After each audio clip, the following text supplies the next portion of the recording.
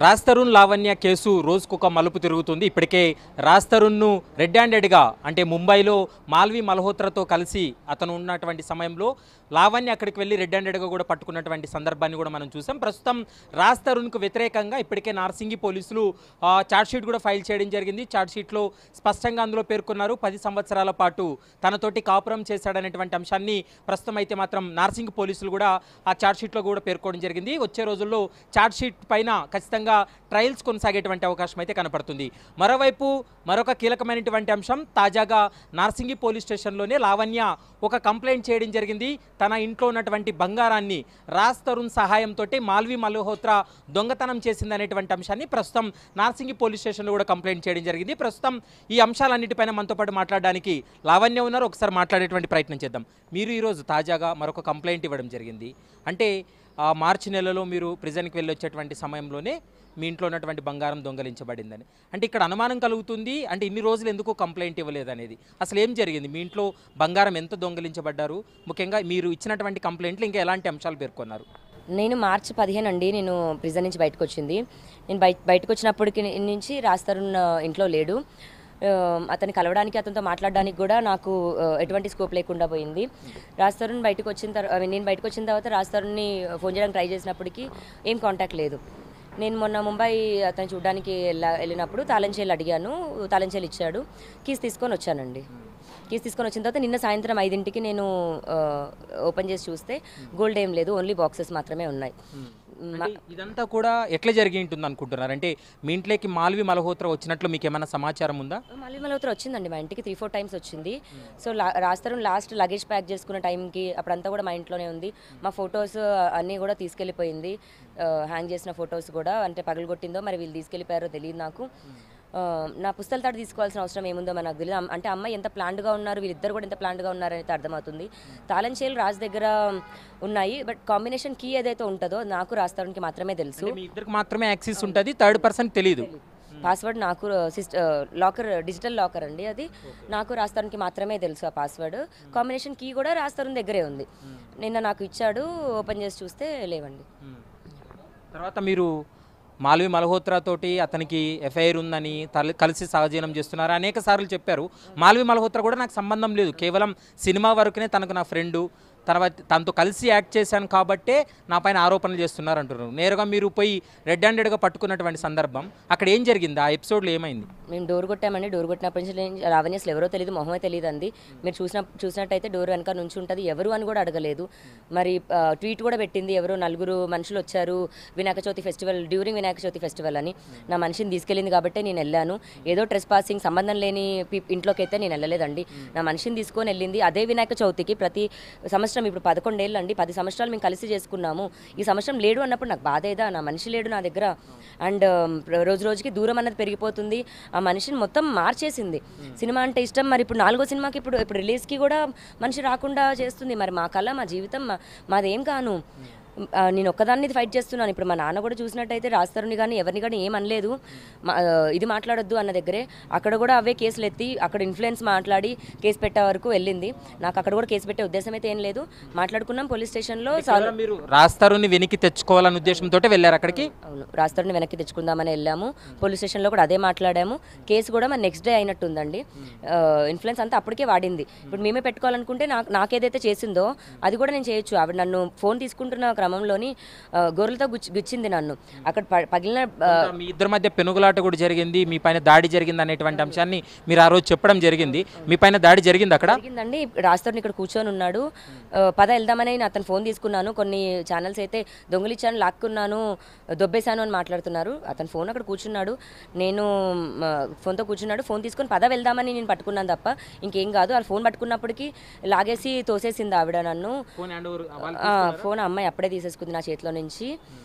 రాజ్ తరుణ్ కూడా ఒక టైంలో పద వెళ్దామన్న మనిషిని కూడా ఆపేసి కంట్రోల్ చేసేస్తుంది. ఆ మనిషిని లోపలికి వెళ్ళమంటుంది. మరి ఆమెకి ఏం అధికారం ఉందండి? మరి నేను ఎలా రాజ్ తరుణ్ని కూర్చొని కంట్రోల్లో పెట్టుకొని అయితే నేనేం చేయలేదు కదా.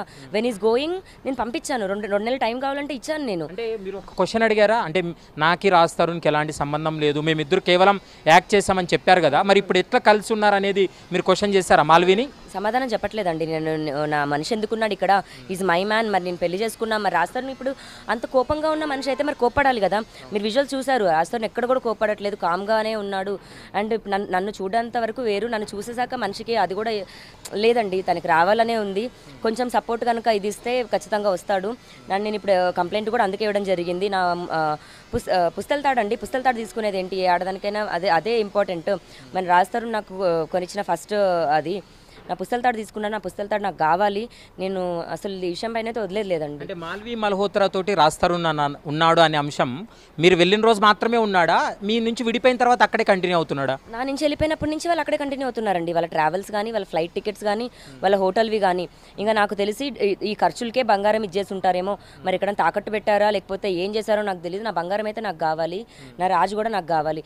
సంబంధం లేని ఒక వ్యక్తి అండి. మరి సినిమా షూటింగ్కి వచ్చిన ఆవిడ, సినిమా అయిపోయింది, ప్రమోషన్స్ అయిపోయాయి. ఆ సినిమా అయిపోయాక నా మనిషిని తీసుకొని వెళ్ళి ఇంట్లో పెట్టుకొని గెట్ అవుట్ ఫక్ ఆఫ్ అని మాట్లాడుతుంది ఆవిడ. ఎందుకు పెట్టుకుంది కాబట్టి క్వశ్చన్ చేశాను, పెట్టుకుంది కాబట్టి నేను మా బతుకులు ఇవాళ రోడ్డుకు వచ్చాయి. పెట్టుకోకపోతే నేను ఎందుకు మీడియాకి వస్తాను, ఎందుకు పోలీసులు, నాకు థ్రెట్ ఉందండి. ఖచ్చితంగా నన్ను ఆ అమ్మాయి అయితే బతకనివ్వదు. రాస్తారు నా దగ్గరకు వస్తే తప్ప అమ్మాయి అయితే బతకనివ్వదండి. రాస్తారు ఇంతలా మారిపోవడానికి మాల్వి మల్హోత్రానే కారణం అంటారా మీరు? 100% అండి. రాజ్ ఇలాంటి వ్యక్తి కాదు, రాస్తారు చెడ్డోడు కాదు. ఈ రోజు కూడా నేను నా రాజ్ కావాలి అని అనుకుంటున్నానంటే అతను ఎంత మంచోడు అయితేనే నేను కావాలనుకుంటాను. ఓకే, గొడవలు అవుతున్నాయి, చికాకులు అవుతున్నాయి, వాటి వల్ల మాకు డిస్టర్బెన్సెస్ ఏమో కానీ మనిషి మంచోడండి. అతను తిరిగి రావాలి, అతని సినిమాలు అతను చేసుకోవాలి. 4 రోజులు అయితే అందరూ మర్చిపోతారు, లైఫ్ కూడా నార్మల్ అయిపోతుంది. అంతేగాని ఒక అఫైర్ వల్ల ఇంకా దేనివల్ల మిగతా జీవితం నాశనం అవ్వకూడదు. పోనీ ఒక అడల్టరీ లేకపోతే ఇంకేదో ఒక దానివల్ల అవతల జీవితం నాశనం అవ్వకూడదు కదండి. ఇక్కడ నా జీవితం నాశనం చేసి వెళ్ళారు మాల్వి మల్హోత్రా కానీ రాజ్ తరుణ్ కానీ. వెనక్కి వచ్చి నాకు న్యాయం అయితే ఇవ్వాలి రాజ్ తరుణ్. మీరు రాజ్ తరుణ్ మాల్వి మల్హోత్రా పోలీస్ స్టేషన్కి వెళ్ళిన సమయంలో మీరు కూడా పోలీస్ స్టేషన్కి వెళ్ళారు, పోలీసులతో మాట్లాడారు. పోలీసులు ఏం చెప్పారు ఆ సమయంలో? ఇంకా ఇప్పుడు చిన్నపిల్లడు కాదు కదండి రాజ్ తరుణ్. సో మాట్లాడేసి ఫ్యామిలీ ఇది ఇష్యూ కాబట్టి మాట్లాడేసి అతన్ని కూడా వెళ్ళిపోయి ఇట్లా ఆ పిల్లకు కూడా అన్యాయం చేయొద్దు అని చెప్పారు. సరే అన్నారు. ఆ మాల్వి మల్హోత్రాకు కూడా అలాగే చెప్పారు.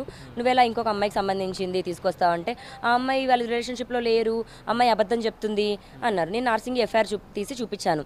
వాళ్ళ మీద ఆల్రెడీ కంప్లైంట్ పెట్టానండి నేను, ఇలీగల్ అఫేర్ నడిపించుకుంటున్నారు. మాల్వి మల్హోత్రా పైన కూడా ఎఫ్ఐఆర్ నమోదైంది అని చెప్పిన తర్వాత మాల్వి మల్హోత్రాని కూడా తిట్టారు.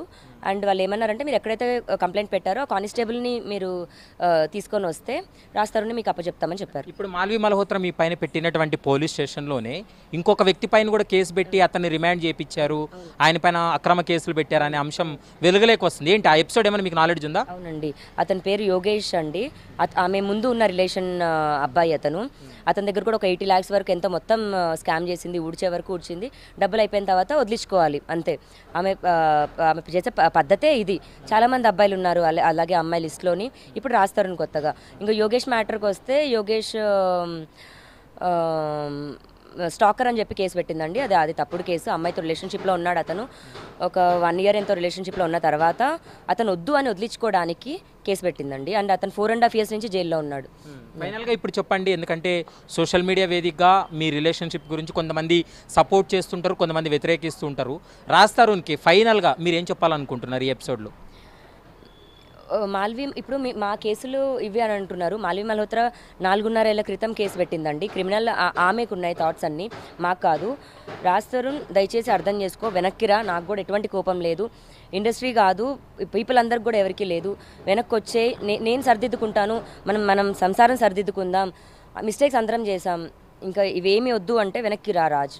లేదు అంటే నిన్ను దక్కించుకోవడానికి ఇంకా నేను ఎక్కడికైనా వెళ్తాను, లేదా ప్రాణాలు వదిలేసుకుంటాను అంతే. అదైతే కన్ఫర్మ్ అండి. అయితే మీరు ఏమన్నా మా అసోసియేషన్ కానీ లేకపోతే ఇండస్ట్రీకి సంబంధించినటువంటి పెద్దలకు కంప్లైంట్ చేయబోతుంది అనేది వైరల్ అవుతూ ఉంది వాట్సాప్ గ్రూపుల్లో, నిజమేనాది? అవునండి, ఇప్పుడు నేను వెళ్ళి ప్రొటెస్ట్ చేస్తాను. మేము సినిమా మనుషులము, ఆ కూడు తినే బతికాము. నాకలా ఎప్పుడు రాజులో చూసుకుంటూ ఉంటాను నేను. మరి ఈరోజు ఆ పిల్లలకే మరి మేము ఆ పిల్లలమనే నమ్ముతాను. మరి మాకు ఇది అన్యాయం జరిగింది. ఇంకో అమ్మాయి వేరే ఇండస్ట్రీకి సంబంధించిన అమ్మాయి వచ్చి ఇక్కడ ఒక సినిమా చేసి సినిమా పరంగా వరకు అయిపోయినా పర్లేదు, మనిషిని తీసుకొని వెళ్ళిపోయి అక్కడ పెట్టుకుంది ముంబైలో.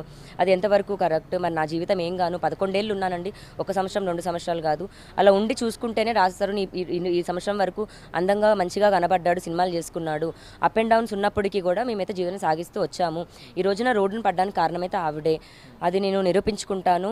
అండ్ నా రాజ్ నాకు కావాలండి. నేను అక్కడికి వెళ్ళి రాజ్ తిరిగి వచ్చే వరకు నేను అక్కడి నుంచి కదలను.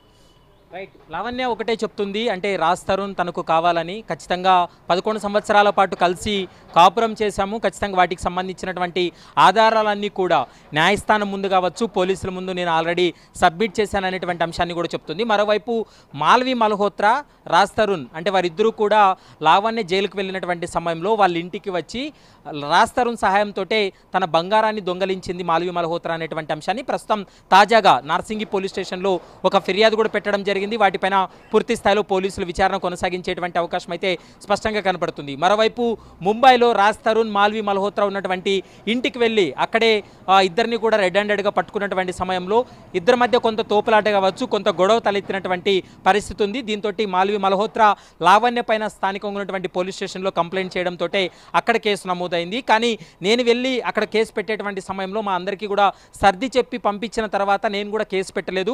తర్వాత రోజు మాల్వి మల్హోత్రా తన పైన ఉద్దేశపూర్వకంగానే కేసు నమోదు చేపించింది అనేటువంటి అంశాన్ని లావణ్య చెప్తుంది. మరి ప్రస్తుతం నార్సింగి పోలీసులు ఈ పిటిషన్కి సంబంధించి ఇప్పుడు లావణ్య అలిగేషన్ చేసినటువంటి బంగారం దొంగతనం కేసుకు సంబంధించి పోలీసుల విచారణ ఎలా ఉండబోతుందనేది మాత్రం చూడాల్సినటువంటి అవసరం ఉంటుంది. వీడియో జర్నలిస్ట్ సన్నితో ప్రవీణ్ కలవల, ఏబిఎన్ ఆంధ్రజ్యోతి, హైదరాబాద్.